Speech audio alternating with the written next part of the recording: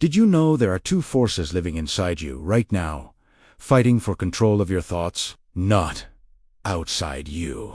Inside you. One of them generates love, compassion, joy, enthusiasm, the kind of energy that makes you feel aligned, clear, and fully alive. The other one feeds on fear, on insecurity, on the quiet voice that whispers, "You are not enough. This will not work. You do not deserve it." And here is what most people never realize. Both of these forces are always present. Always. The question is not which one exists. The question is, which one are you feeding right now? Jesus knew this battle better than anyone. He did not just preach about it, he left a precise spiritual technology, encoded in Aramaic, to help you recognize the exact moment darkness tries to take over and return to the light with a single word.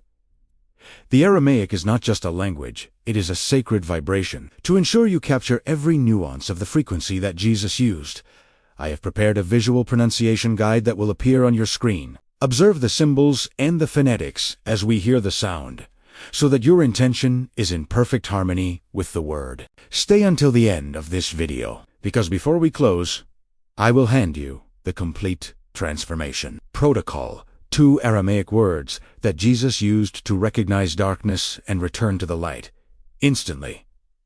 The duality. Jesus recognized inside every human being. Jesus never pretended the battle did not exist. He looked directly at it. He named it, and in doing so, he gave us the most honest teaching about human nature ever recorded.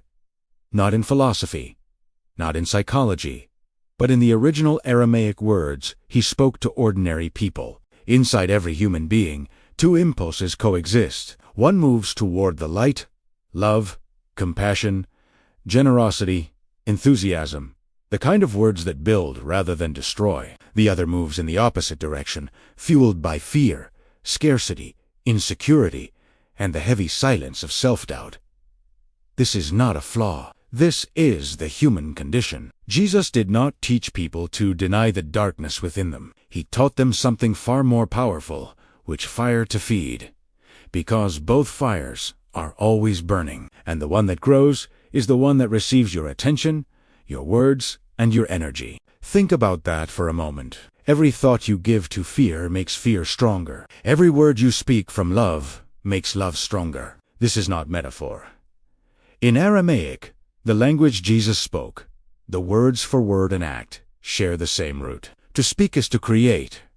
To name something is to give it power. So the question Jesus was really asking, the question he embedded in every teaching, was this: what are you creating with the words you speak inside your own mind? The answer to that question will determine which force controls your life. And there is something about how the darkness operates that most people never see coming, and we are going to look at that right now. How darkness operates without warning. Here is what makes this battle so difficult. The darkness does not announce itself. It does not arrive worry, fear as a name tag. It arrives as a reasonable thought, a realistic assessment, a practical concern. It sounds like wisdom. It feels like caution. And by the time you recognize it, if you aberdo, it has already shaped your next decision. This is precisely what Jesus described using the Aramaic word. Choshaka is the Aramaic word for inner darkness. But in the original language, it carries a meaning that translations almost never capture. Choshaka is not simply evil or wickedness. It is the darkness of someone who believes they are in the light, but is not. Jesus used this word when he said, in John 8:12, "I am the light of the world. Whoever follows me will never walk in darkness, but will have the light of life." He was not talking about people who had chosen evil. He was talking about people who had never realized they were operating from Shoshaka, from fear disguised as reason, from insecurity dressed as realism, from scarcity wearing the costume of common sense. The thought "I am not enough" does not feel like darkness, it feels true. The thought "this will never work" does not feel like fear. It feels responsible. But Jesus knew. And he taught something specific about how to interrupt this cycle, something rooted not in willpower, but in a single, precise word. That is what the transformation protocol at the end of this video is built on. The words of Jesus in Aramaic open different pathways back to divine alignment. Each one represents a frequency capable of restoring something fragmented in human consciousness. Understanding these frequencies is the first step, but mastering their vibration in your daily life is where the true miracle happens. Aramaic words carry a sound dimension that is deeply vibrational, and some of these pronunciations may reach your ears slightly differently, depending on how they are rendered. To help you embody each frequency with precision, I created a collection of 5 sacred study guides, each one dedicated to a specific Aramaic declaration and its practice. Inside, you will find the correct pronunciation, guided meditations, and daily activation rituals. The link is pinned in the comments. Your deeper transformation begins there. The words of Jesus in Aramaic open different pathways back to divine alignment. Each one represents a frequency capable of restoring something fragmented in human consciousness. Understanding these frequencies is the first step, but mastering their vibration in your daily life is where the true miracle happens. Aramaic words carry a sound dimension that is deeply vibrational, and some of these pronunciations may reach your ears slightly differently, depending on how they are rendered. To help you embody each frequency with precision, I created a collection of 5 sacred study guides, each one dedicated to a specific Aramaic declaration and its practice. Inside, you will find the correct pronunciation, guided meditations, and daily activation rituals. The link is pinned in the comments. Your deeper transformation begins there. What feeds your light? Now here is the part most spiritual teachings skip. They tell you to fight the darkness, to resist it, to push it away with positive thinking and willpower. And that approach fails every single time, because you cannot defeat darkness by fighting it. You defeat darkness by turning on the light. Jesus understood this completely. His teachings were never about suppressing the fear within you. They were about activating something stronger, about feeding the fire of the light with such consistent intention that the darkness simply has no room left to operate. And what feeds the light? Specific things, deliberate things, words spoken with love, even alone, even quietly. Reorganize your interior state. Acts of compassion, no matter how small, reinforce the circuitry of the light within you. Thoughts of gratitude, spoken out loud or in silence, shift the frequency of your entire inner field. Jesus was not teaching kindness as a social virtue. He was teaching it as a spiritual technology. When you choose a word of encouragement over a word of judgment, you are not just being polite. You are feeding the force of light inside you and weakening the hold of Chish. This is an active practice. Not passive, not occasional. Every day, multiple times a day, you are making micro-choices that determine which force grows stronger in you. Most people make these choices unconsciously. That is why the next thing we are about to examine is the most important part of this teaching. Because there is a specific moment, a window of just a few seconds, where everything can change. And almost no one knows it exists. Why most people lose this battle without realizing. The battle is not lost in moments of obvious weakness. It is lost in the half-second nobody talks about. Jesus taught his closest disciples something that went far beyond moral values. He taught them interior vigilance. When he said, "Watch and pray," he was not speaking only about external threats. He was speaking about the threshold, the precise interior moment when a thought begins, and you still have the power to redirect it. Most people never learn to see this moment. The thought of fear arrives, and instead of recognizing it as Chishaka, as darkness wearing the mask of reason, they follow it. They engage with it. They build a story around it, and within minutes, that story has become their reality. This is how the darkness wins. Not through dramatic temptation, through invisible momentum. Chishaka operates in the liminal space, the zone between conscious awareness and automatic reaction. It is precisely there, in that threshold, that the teaching of Jesus becomes more precise and more powerful than any modern psychological technique. Because Jesus was not offering a method. He was offering a frequency, a word, a sound that, spoken with intention, interrupts the momentum of the darkness before it builds into a storm. You have that word available to you right now, and in a few minutes, you will know exactly how to use it. But first, there is one more thing about the nature of the light that most teachings miss entirely. Something Jesus revealed that changes how you understand your own authority in this battle. If something in you is shifting as you receive this teaching, trust that movement. It is your original nature recognizing itself. The 5 sacred study guides were designed to walk beside you as that remembrance deepens. Layer by layer, word by word, frequency by frequency. Each guide carries the full context of these sacred declarations, their sound, their meaning, and their power to dissolve what no longer belongs to you. The link is pinned in the comments.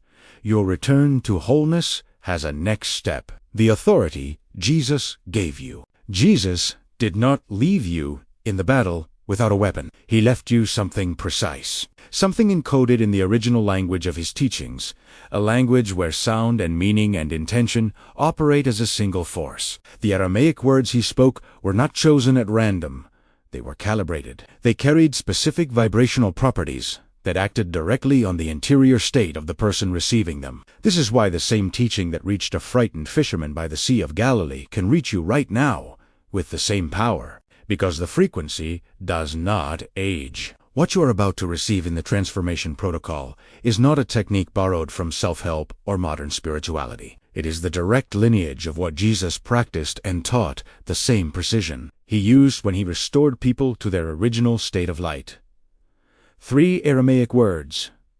1 complete declaration of return. Ena naene o hr ayin the light. The same words Jesus used to declare his own nature, and in declaring them, he was showing you what you also are. This is the frequency Jesus carried, and in a few moments, you will speak it for yourself. Jesus knew this was possible for every human being, not just for the spiritually advanced, not just for those who had spent years in study.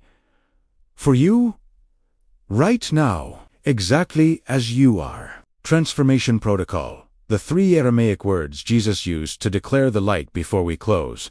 I want to give you something few have ever received. Before we begin, know this. In Aramaic, sound and meaning are inseparable. The vibration of the word is part of its power. What you are about to receive is not just information.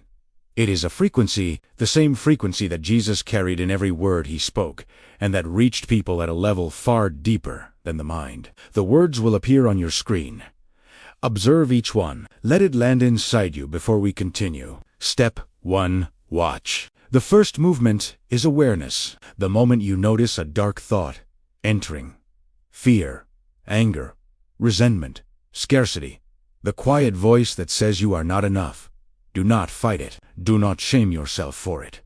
Simply observe it. See it for what it is. A wave that arrived. Not your identity. Not your truth. A wave.